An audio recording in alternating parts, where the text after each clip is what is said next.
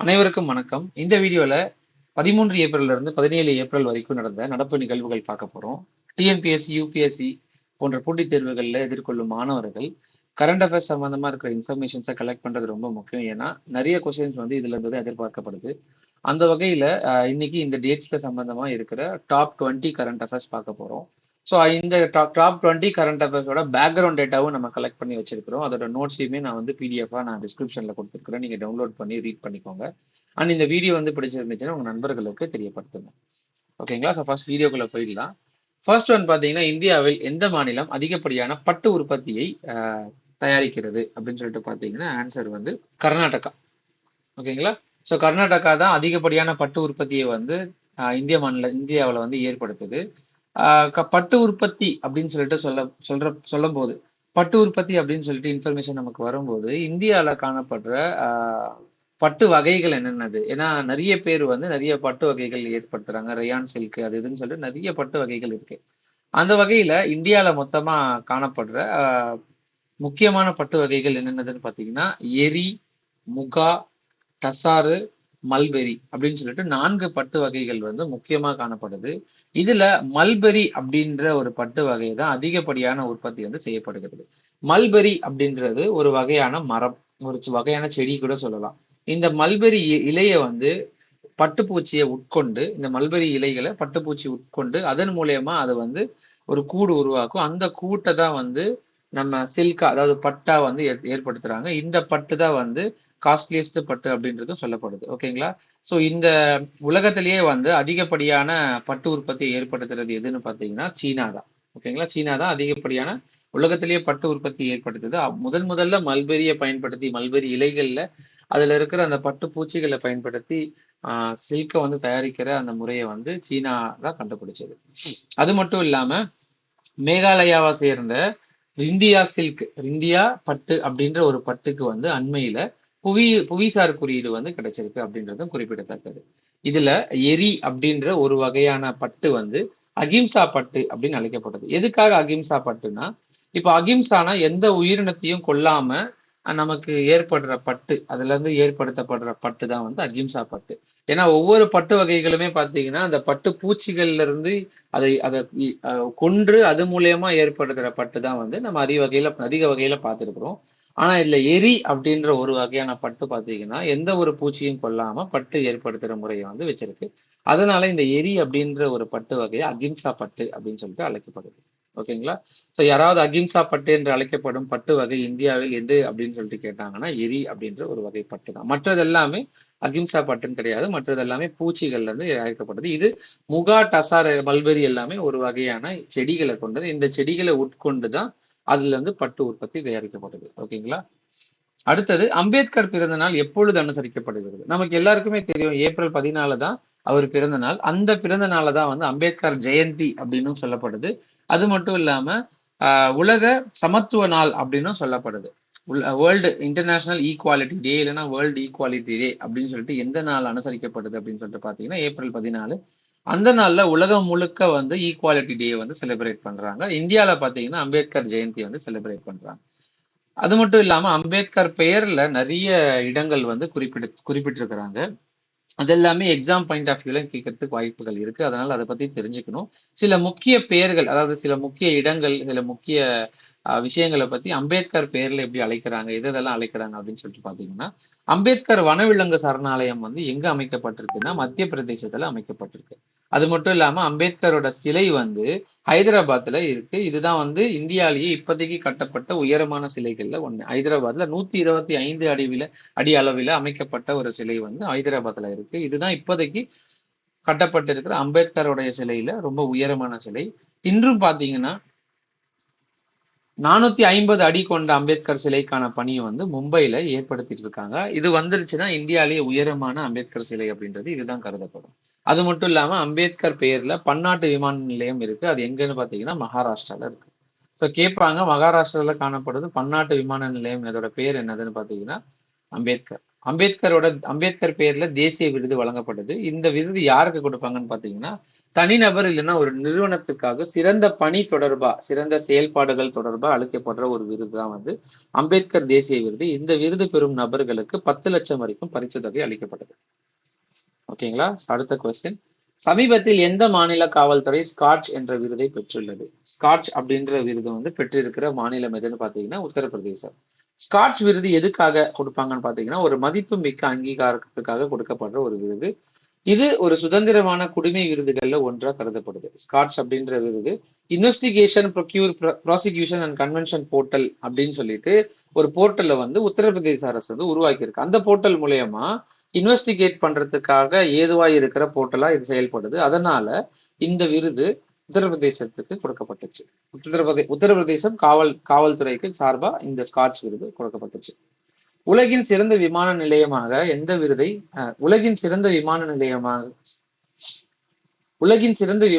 விருதை பெற்ற விமான நிலையம் எது? ஸோ உலகத்திலேயே சிறந்த விமான நிலையம் அப்படின்னு சொல்லிட்டு கருதப்படுற விமான நிலையம் எங்க இருக்கு அப்படின்னு சொல்லிட்டு பாத்தீங்கன்னா சாங்கி.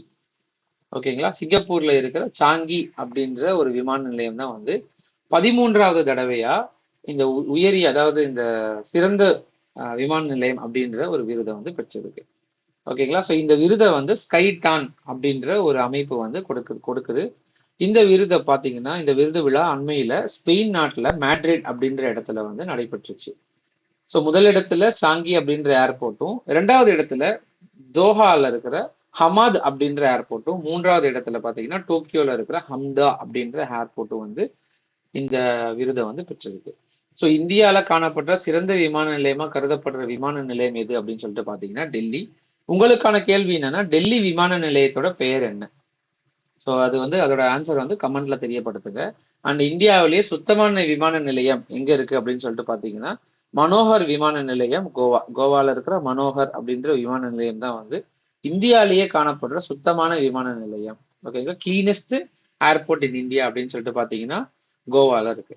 தெற்காசியா நாட்டின் சிறந்த பிராந்திய விமான நிலையம், ரீஜனல் ஏர்போர்ட் அப்படின்னு சொல்லிட்டு எந்த ஒரு விமான நிலையத்தை சிறந்த விமான நிலையமா சொல்றாங்கன்னு பாத்தீங்கன்னா, சவுத் ஏசியால கெம்பகவுடா அப்படின்ற ஒரு விமான நிலையம், பெங்களூர்ல இருக்கிற கெம்பகவுடா மாவட்டத்துல இருக்கிற விமான நிலையம் தான் வந்து தெற்காசிய நாட்டோட சிறந்த பிராந்திய விமான நிலையம், அதாவது ரீஜனல் ஏர்போர்ட்.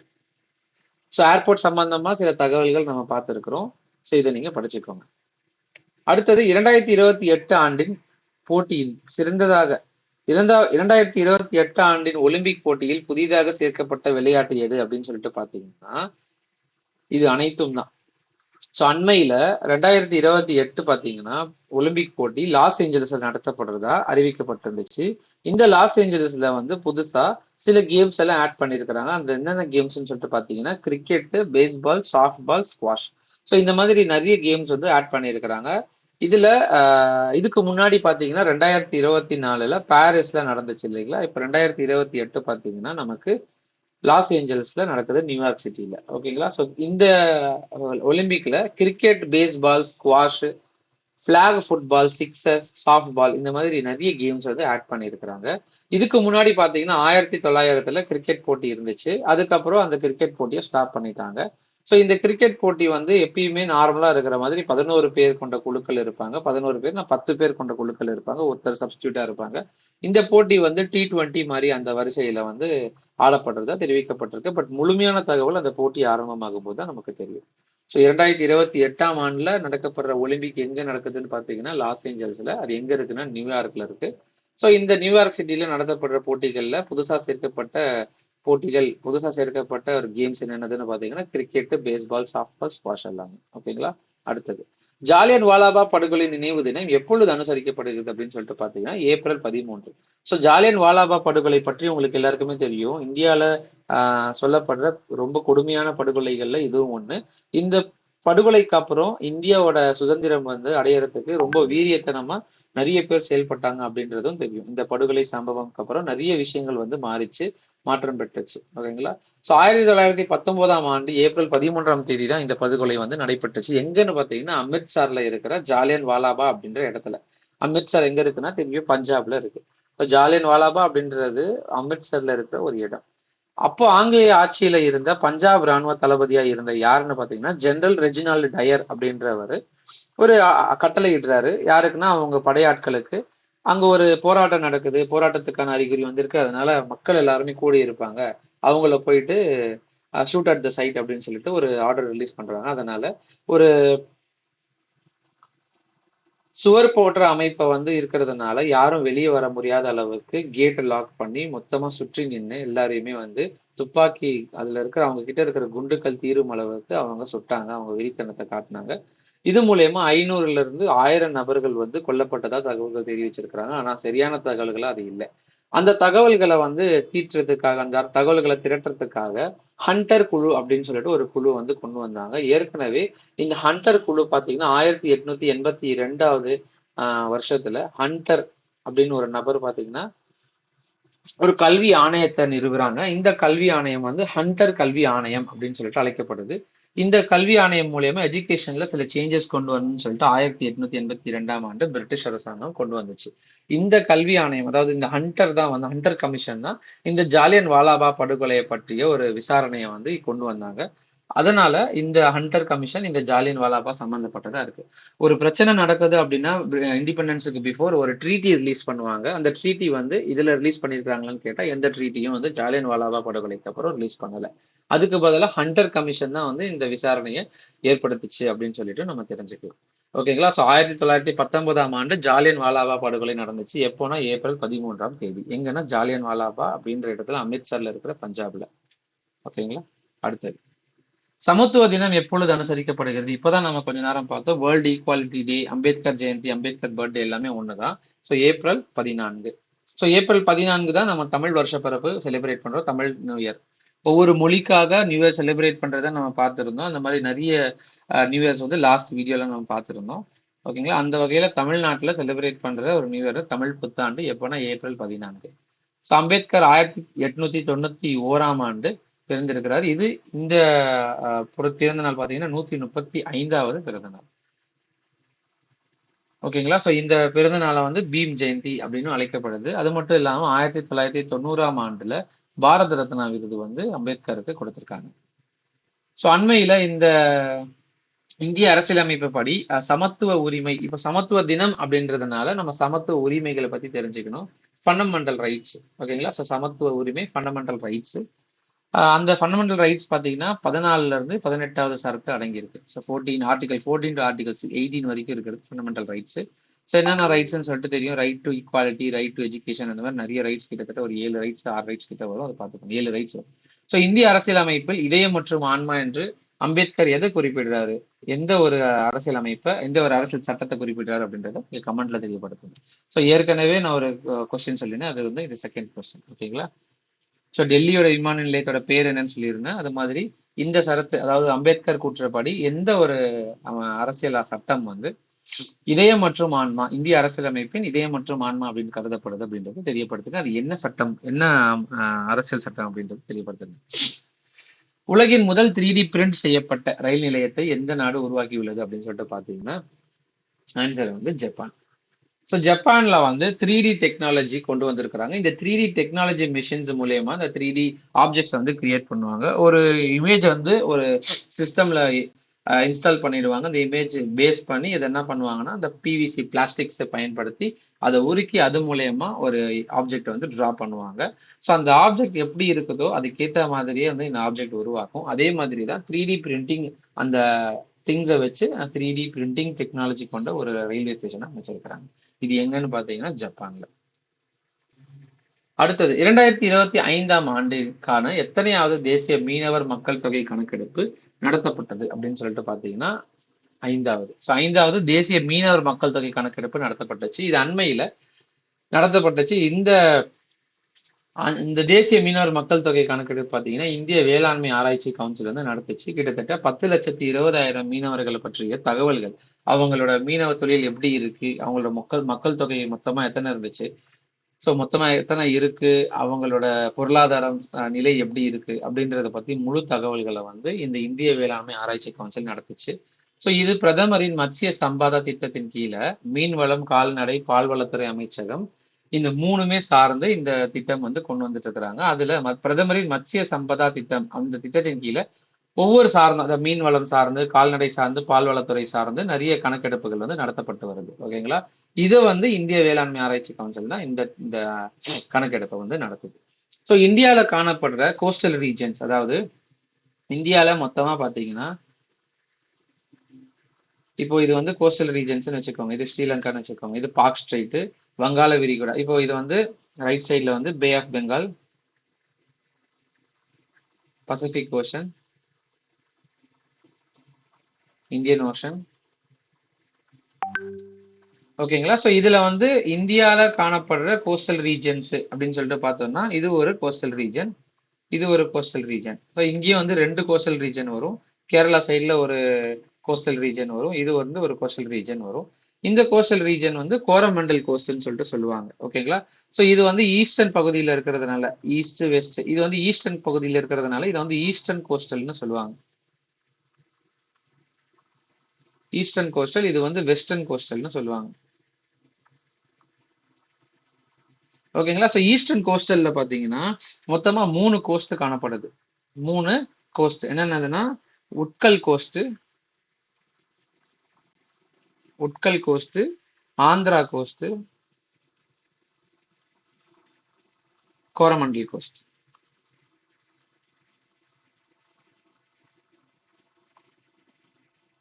ஓகே, சோழமண்டலம் கடற்கரை, அதே மாதிரி உட்கல் கடற்கரை, ஆந்திர கடற்கரைன்னு சொல்லிட்டு 3 காணப்படுது. ஆனா முக்கியமா பார்க்கும்போது நமக்கு கோரமண்டல் கடற்கரை தான் பெருசா காணப்படுது. அதுல 2 ஸ்பிளிட் பண்ணியிருக்கிறாங்க. ஓகேங்களா? அடுத்தது வெஸ்டர்ன் கோஸ்டல்ல பாத்தீங்கன்னா மொத்தமா 3 இது காணப்படுது. இதுல வந்து கொங்கன்,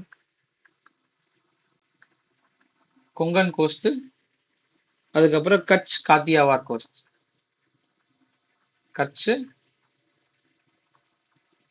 காத்தியாவார் கோஸ்ட், இது பாத்தீங்கன்னா மலபார் கோஸ்ட். மலபார் கோஸ்ட் வந்து கேரளா சைட்ல இருக்கிறது, கொங்கன் கோஸ்ட் வந்து இந்த கோவா சைட்ல இருக்கிறது. இந்த பக்கம் அதாவது ரான் ஆஃப் கட்ச் எல்லாம் இருக்குங்களா, இந்த ரான் ஆஃப் கட்ச் அப்படின்றது இதுதான். Gulf of Mannar, gulf of Mannar இங்க இருக்கிறது. Gulf of Kutch, Rann of Kutch எல்லாமே இந்த பகுதி வருது. இந்த பகுதியில இருக்கிற காணப்படுற கோஸ்டல் ரீஜன் தான் வந்து இந்த Kutch and Kathiawar coast. So Utkal coast அப்படின்றது இந்த பகுதியில் இருக்கிற கோஸ்ட், ஆந்திரா கோஸ்ட் அப்படின்றது இங்க மேல இருக்கிற கோஸ்ட், அண்ட் தமிழ்நாட்டில் காணப்படுறது வந்து கோரமண்டல் கோஸ்ட். இந்த கோஸ்டல் ரீஜன்ஸ் இருக்கிறத தெரிஞ்சுக்கணும்.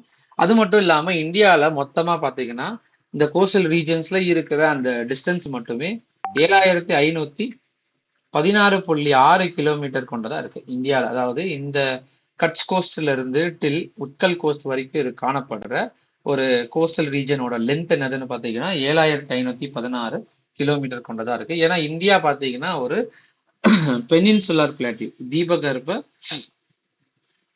ஓகேங்களா, தீபகற்ப நாடா காணப்படுது. அந்த பெனின்சுலர்ல 3 சைட்ஸ் வந்து கடலால் சூழப்பட்டது. அந்த கடலால் சூழப்பட்ட மொத்த பரப்பு மட்டுமே பாத்தீங்கன்னா 7516.6 கிலோமீட்டர் கொண்டதா இருக்கு.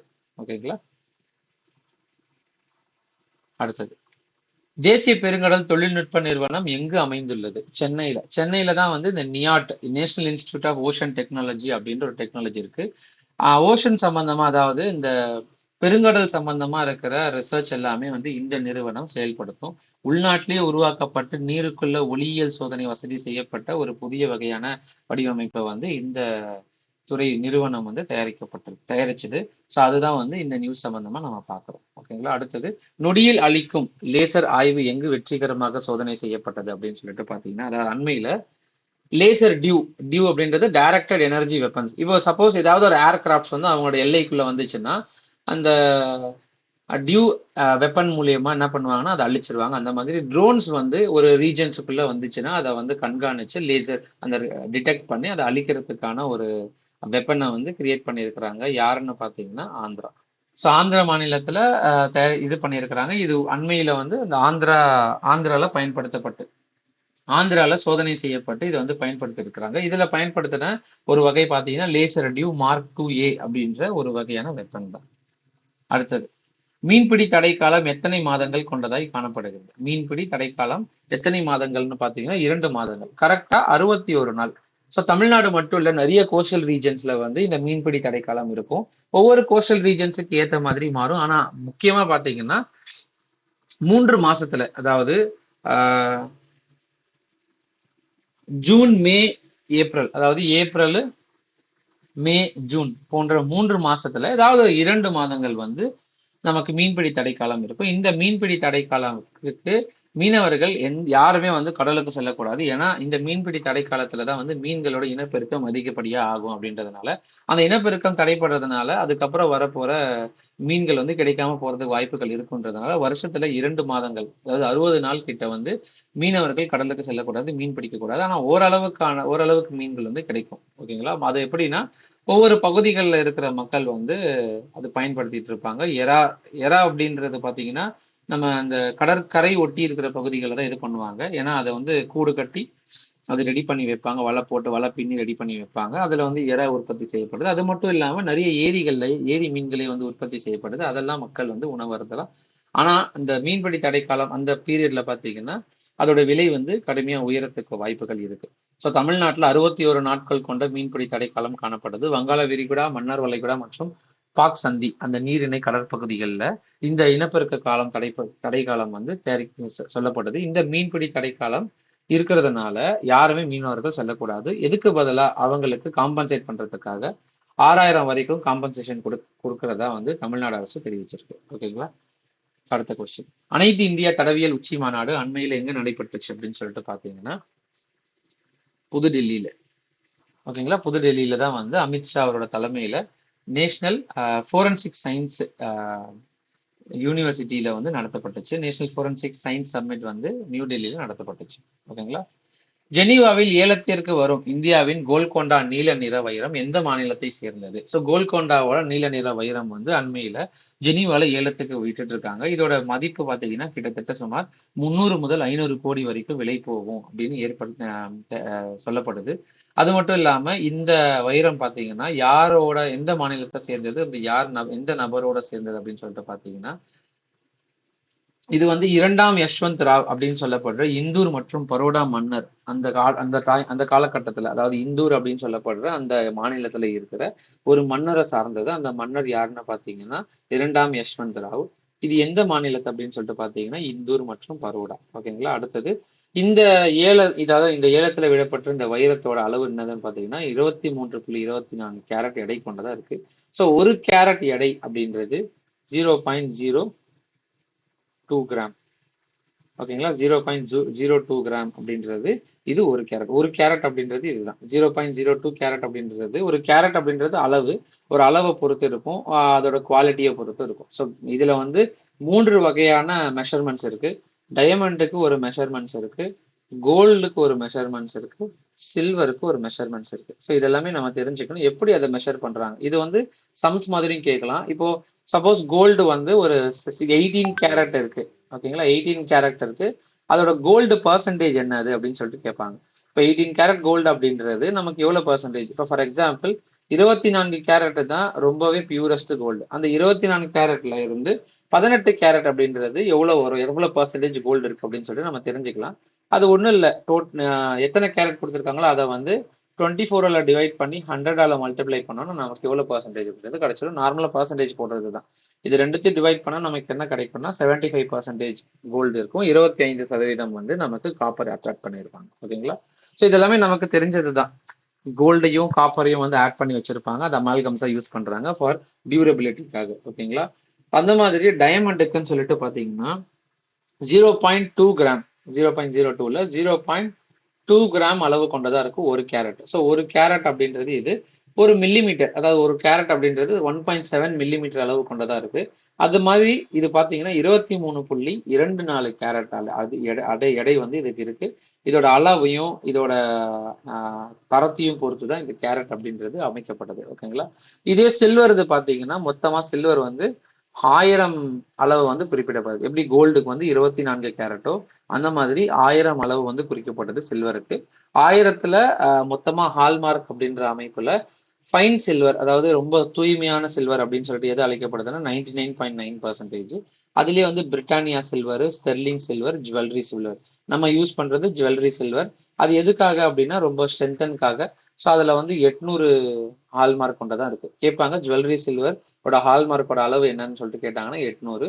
அது மொத்தமா 80% சில்வர் கொண்டதா இருக்கு. பேலன்ஸ் வந்து ஆட் பண்ணுவாங்க. ஓகேங்களா? அடுத்தது கௌரவ் என்ற கிளைடு வெடிகுண்டு எந்த நிறுவனத்தால் வடிவமைக்கப்பட்டதுன்னு பாத்தீங்கன்னா டிஆர்டிஓ. டிஆர்டிஓ அப்படின்ற அமைப்பு கிளைடு GLIDE பறக்கும் விமான வெடிகுண்டு. ஸோ விமானத்தின் மூலியமா இந்த வெடிகுண்டை வந்து ஏவுவாங்க. அது இறக்கை கொண்டதா இருக்கிறதுனால அது காற்றுல வந்து மிதந்துக்கிட்டே போயிட்டு ஒரு இலக்கை வந்து அடையிற ஒரு ப்ராசஸை கொண்டதா இருக்கு. ஸோ கிளைடு அப்படின்ற பெயர் கொண்ட இல்ல கிளைடுனா மிதந்துகிட்டே செல்றது அப்படின்னு சொல்லிட்டு அமைப்பா சொல்லலாம். ஸோ அந்த கிளைடு அப்படின்ற ஒரு வெடிகுண்டை வந்து எந்த ஒரு நிறுவனம் உருவாக்கிச்சுன்னு பார்த்தீங்கன்னா டிஆர்டிஓ. அந்த கிளைடு வெப்பன் என்னது, அந்த கிளைடு பாம் அப்படின்னு சொல்லிட்டு அதோட பேர் என்னதுன்னா கௌரவ். ஓகேங்களா? ஸோ கௌரவ் மாதிரியே கௌதம் அப்படின்ற அமைப்பு பெயர் கொண்ட ஒரு வெடிகுண்டையும் வந்து டிஆர்டிஓ உருவாக்கியிருக்கு. அது ஒவ்வொரு இடை அமைப்பு கொண்டது. இப்போ கௌரவ் அப்படின்ற அது வெடிகுண்டு பார்த்தீங்கன்னா 1000 கிலோ எடை கொண்டதாகவும், கௌதம் அப்படின்ற வெடிகுண்டு பார்த்தீங்கன்னா 550 கிலோ எடை கொண்டதாகவும் இருக்குது. ஸோ கிட்டத்தட்ட 100 கிலோமீட்டர் தூரம் வரை செலுத்தப்படுற அளவுக்கு இது வந்து வடிவமைக்கப்பட்டது. முதல் 30 கிலோமீட்டர் முதல் 150 கிலோமீட்டர் வரை செயல்பாடு வரமும் கொண்டதா இது காணப்பட்டது. ஓகேங்களா? ஸோ இதுல இதை வந்து கண்காணிக்கிறதுக்காக INS அப்படின்ற ஒரு அமைப்பும், செயற்கைக்கோள் வழிகாட்டுதல் மற்றும் டிஜிட்டல் கட்டுப்பாட்டு அமைப்பும் வந்து இதை வந்து கண்காணிக்குது. இது எப்படி செலுத்தப்படுது, அது மட்டும் இல்லாம இது எந்த இலக்கை நோக்கி போய் இதை அடையும் அப்படின்னு சொல்லிட்டு அதை வந்து கண்காணிச்சு ரேடார் கருவிகள் மூலியமா இதை ஆக்டிவேட் பண்ணுவாங்க. ஓகேங்களா? அடுத்தது தமிழ்நாட்டில் HIV நோயால் பாதிக்கப்பட்டோரின் எண்ணிக்கை என்னதுன்னு பாத்தீங்கன்னா 1.5 லட்சம். ஸோ இந்த தொற்றால் பாதிக்கப்பட்ட மக்களுக்கு வந்து உழவர்களுக்கு இந்த தொற்றால் பாதிக்கப்பட்ட உழவர்களுக்கு வருவாய்த்துறை மூலமா உழவர் பாதுகாப்பு திட்ட நிதி மூலம் மாதந்தோறும் 1000 ரூபாய் நிதியுதவி கொடுக்கப்படுது. ஸோ இதே 1000 ரூபாய் நிதியுதவி வந்து மகளிரோட நலனுக்காக கொடுக்கப்படுது. நான் புதல்வன் திட்டத்துக்கு மூலியமா மாணவர்களுக்கு கல்வி ஊக்கத்தொகையா இந்த 1000 நிதியுதவி கொடுக்கப்படுது. இதெல்லாமே 1000 நிதி உதவிகள் வந்து தமிழ்நாடு அரசால் கொடுக்கப்படுது. இந்த மாதிரி HIV தொற்றால் பாதிக்கப்பட்ட உழவர்களுக்கு பாத்தீங்கன்னா 1000 ரூபாய் நிதியுதவி கொடுக்கப்படுது. அது கொடுக்கப்படுற துறை என்னதுன்னு பாத்தீங்கன்னா வருவாய்த்துறை. ஓகேங்களா? ஸோ அது மட்டும் இல்லாம 76 கூட்டு சிகிச்சை மையங்கள் வந்து அமைச்சிருக்கிறாங்க அரசு சார்பில். அந்த HIV சம்பந்தமா இருக்கிற சில தகவல்களையும் நம்ம பார்க்கணும். இந்த HIV பாத்தீங்கன்னா ரெட்ரோ வைரஸ் அப்படின்ற ஒரு வைரஸ்னால உண்டாகுது. இந்த ரெட்ரோ வைரஸ் வந்து தவறான ஒரு பழக்க வழக்கங்களினால, இல்லைன்னா வந்து யோனி திரவங்கள், அதாவது ஒரு திரவங்களை வந்து பயன்படுத்தி திருப்பியும் அந்த சிரிஞ்சை பயன்படுத்தினா அது மூலியமாவும் HIV பரவறதுக்கு வாய்ப்புகள் இருக்கு. அந்த HIV தொற்றினால ஒரு நபருக்கு அதிகப்படியான எடை குறைதல், தூக்கத்தில் வியர்வை, அந்த மாதிரி நிறைய சிம்டம்ஸ் வந்து பாதிக்கப்படுது. இந்த சிம்டம்ஸ் எல்லாமே நான் போட்டிருக்கேன் பாருங்க. என்னதுன்னா ஆரம்ப கால அறிகுறியா காணப்படுறது என்னதுன்னா காய்ச்சல், சோர்வு, தொண்டை வலி, சொறி, எடை குறைதல், வயிற்றுப்போக்கு, இந்த மாதிரி நிறைய ஆரம்ப கால அறிகுறிகள் தெரியப்படுது. அது மட்டும் இல்லாம பிந்தைய அறிகுறிகள் பாத்தீங்கன்னா நாள்பட வயிற்றுப்போக்கு, நினைவாற்றல் சிக்கல், விரைவான எடை இழப்பு, நரம்பியல் பிரச்சனை, இந்த மாதிரி நிறைய பிரச்சனைகள் வந்து இந்த HIV தொற்றால் பாதிக்கப்பட்ட நபருக்கு ஏற்படுது. பாதிக்கப்பட்டவர் வந்து குணமாக்குறதுக்கு நிறைய ட்ரீட்மெண்ட்ஸ் HIV ஏற்படுத்துறாங்க. அதுல முக்கியமா காணப்படுறது பாத்தீங்கன்னா ஆன்டி ரெட்ரோ வைரஸ் தெரப்பி. அதாவது நம்ம உடம்புல காணப்படுற அந்த ரெட்ரோ வைரஸ் அழிச்சா ஆட்டோமேட்டிக்கா அந்த நோய் குணமாயிடும் அப்படின்றது தான் இவங்களோட டார்கெட். அதனால அந்த ரெட்ரோ வைரஸை வந்து அழிக்கிறதுக்கான பாசிபிலிட்டிஸ், அதுக்கான மருந்துகள் மட்டும்தான் கொடுக்கப்பட்டு அவங்களுக்கு இம்யூனைசேஷன் தெரப்பிஸ் வந்து கொடுப்பாங்க. ஓகேங்களா? அடுத்தது இமாச்சல பிரதேச தினம் எப்பொழுது அனுசரிக்கப்படுகிறதுன்னு பாத்தீங்கன்னா ஏப்ரல் 15 இமாச்சல பிரதேச தினம் அனுசரிக்கப்படுது. இந்தியாவோட 18வது மாநிலமாக வந்து இமாச்சல பிரதேசம் காணப்படுது.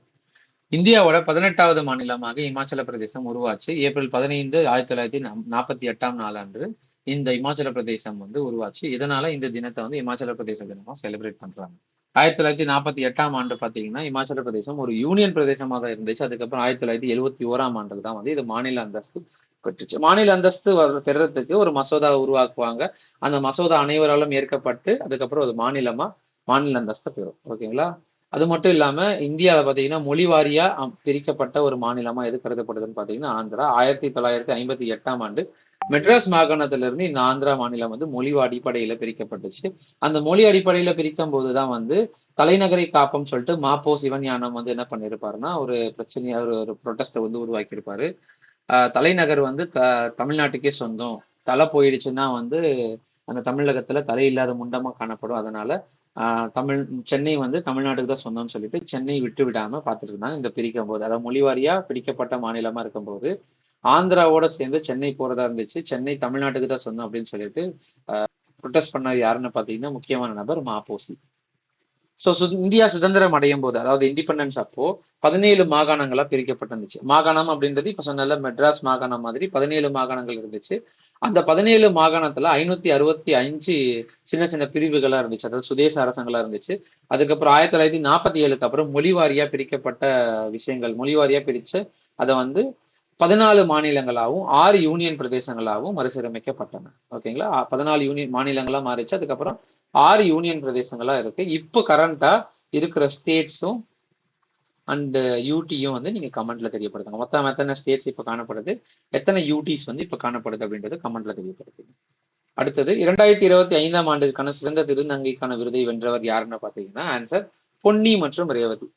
ஸோ மற்றும் அப்படின்றவங்க தான் 2 பேர் வந்து திருநங்கை விருதை பெற்றிருக்கிறாங்க தமிழக அரசு சார்பில்.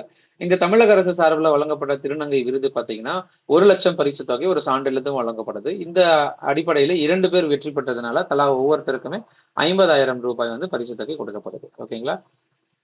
ஸோ திருநங்கை அப்படின்ற ஒரு பேரை வந்து முதல்ல பயன்படுத்தினவர் யாருன்னு பார்த்தீங்கன்னா திரு கருணாநிதி அவர்கள். அவங்க ஆட்சி காலத்துல இருந்தபோது இவங்களோட பேர்ல வந்து திருநங்கை அப்படின்னு தான் அழைக்கப்படணும் அப்படின்னு சொல்லிட்டு அனைத்து விஷயங்கள்லையுமே வந்து தெரியப்படுத்தினார். அது மட்டும் இல்லாம ஏப்ரல் 15ஆம் தேதி ஒவ்வொரு வருடமும் தேசிய திருநங்கை தினம் வந்து அனுசரிக்கப்படுது. ஸோ இந்த திருநங்கை விருதை வந்து சமூக நல மற்றும் மகளிர் துறை ஆணையம் வந்து வழங்கிச்சு. 2025ஆம் ஆண்டிற்கான கேலோ இந்தியா இளைஞர் விளையாட்டு போட்டிகள் எங்க நடைபெற போகுதுன்னு பாத்தீங்கன்னா பீகார்ல நடைபெற போற இந்த கேலோ இந்தியா இளைஞர் விளையாட்டு போட்டிகள்ல ஒரு சின்ன அனௌன்ஸ்மெண்ட் பண்ணியிருக்காங்க. அது மேஸ்காட். அது யாரோட சின்னமா அழிச்சிருக்கிறாங்கன்னு பாத்தீங்கன்னா கஜசிம்ஹா அப்படின்னு சொல்லிட்டு சொல்லப்படுற, அதாவது கோயில்கள்ல காணப்படுற சிங்க உருவ அமைப்பும் தலையில வந்து யானை உருவ அமைப்பும் சேர்ந்து உருவாக்கப்பட்ட ஒரு உருவ அமைப்பு தான் வந்து அந்த சிலை தான் வந்து கஜசிம்ஹா. அந்த சிலை, அந்த வடிவத்தை தான் வந்து இந்த கேலோ இந்தியாவோட மேஸ்காட்டா கருதப்படுது. ஸோ இந்த சிலை பாருங்க, இதுல வந்து கை கால் எல்லாமே வந்து சிங்கத்தோட வால்லாம் சிங்கத்தோட இருக்கும். ஆனா தலை மட்டும் பாத்தீங்கன்னா யானை தந்தத்தை கொண்டதா இருக்கும். ஸோ இந்த மாதிரி உருவ அமைப்பை அதை வந்து கஜசிம்ஹா அப்படின்னு பேர் கொண்டதா இருக்கு. இந்த மேஸ்காட்டை தான் வந்து இந்த கேலோ இந்தியா இளைஞர் விளையாட்டு போட்டிகள்ல பயன்படுத்தப்படுறாங்க. ஏற்கனவே நமக்கு தெரியும், அந்த குதிரை அமைப்பு கொண்டது அந்த செஸ் இருக்குதுங்க இல்லையா, செஸ் விளையாட்டு வந்து தமிழ்நாட்டுல நடைபெற்றுச்சு இல்ல, அந்த மாதிரி இதோட மேஸ்காட்டா வந்து இந்த கஜசிம்ஹா தேர்ந்தெடுக்கப்பட்டிருக்கு. ஸோ அடுத்தது பார்த்தீங்கன்னா அடுத்த கரண்ட் அஃபேர்ஸ் வீடியோஸ்ல நான் உங்களை சந்திக்கிறேன். வேற ஏதாவது தகவல் வேணா நீங்க கமெண்ட்ல தெரியப்படுத்துங்க. அண்ட் முக்கியமா நம்ம சேனலை ஃபாலோ பண்ணுங்க. ரொம்பவே யூஸ்ஃபுல்லான இன்ஃபர்மேஷன்ஸ் வந்து உங்களுக்கு வரும். யூபிஎஸ்சி, டிஎன்பிஎஸ்சி போன்ற போட்டித் தேர்வுகளை எதிர்கொள்ளும் மாணவர்களுக்கு பயனுள்ள தகவல்கள் நம்ம சேனல்ல பதிவிட்டு இருக்கோம். ஸோ உங்க நண்பர்களுக்கு இதுக்கு தெரியப்படுத்துங்க. கரண்ட் அஃபேர்ஸ் பேட்ச்ல ஃப்ரீ பேட்ச்ல என்ன இன்னும் டெஸ்ட் அட்டன் பண்ணணும், ரெகுலரா மார்க் டெஸ்ட் எழுதணும் அப்படின்னா நீங்க டிஸ்கிரிப்ஷன்ல கொடுத்துருக்கிற லிங்கை கிளிக் பண்ணி டவுன்லோட் பண்ணிக்கோங்க. நம்ம ஆப்ல டவுன்லோட் பண்ணி ரெஜிஸ்டர் பண்ணீங்கன்னா நான் உங்களை வந்து நாங்கள் கரண்ட் அஃபேர்ஸ் பேட்ச்ல ஆட் பண்ணுவோம். ஓகேங்களா? மேலும் தகவல்களுக்கு கீழே இருக்கிற நம்பரை வந்து டெக்ஸ்ட் பண்ணி தெரியப்படுத்திக்கோங்க. மேலும் தகவல்களுக்கு கீழே இருக்கிற வாட்ஸ்அப் நம்பருக்கு நீங்க உங்களோட டீட்டெயில்ஸ் அனுப்புனீங்கன்னா அவங்க உங்களுக்கு ரிப்ளை பண்ணுவாங்க. வேற ஏதாவது வேணும்னா நீங்க அதிலேயே தெரியப்படுத்தலாம். தேங்க்யூ.